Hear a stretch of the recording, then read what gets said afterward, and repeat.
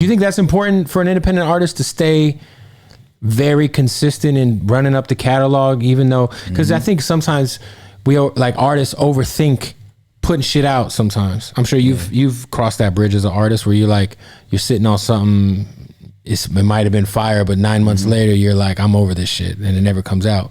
I never had that. I never had that happen. Moment. You're a fucking alien then. No, it's not, because I think independent artists do work different in that way, where it's like when you're an independent artist getting some success, like you're always dropping. You know what I mean? Like you're always dropping because you got to stay relevant.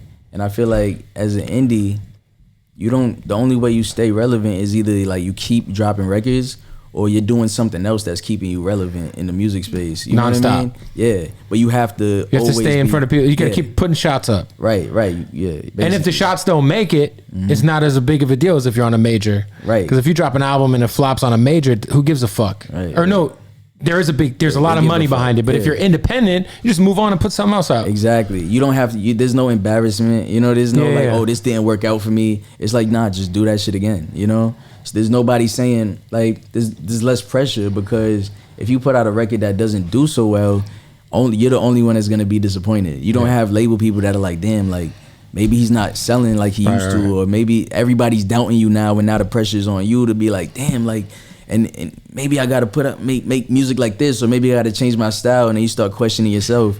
So like being indie is just like, bro, I dropped this record, it didn't do that well, it didn't get on New Music Friday, whatever.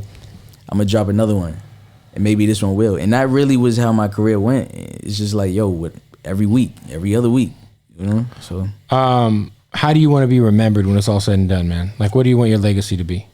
I just want to be remembered as a dude that says some real shit on the record. You know, it's like I got on into this music shit, and I said what was on my mind, and I helped people navigate life, and like that's it. And I was a part of their journey and a part of their like personal growth and emotional growth. That's it.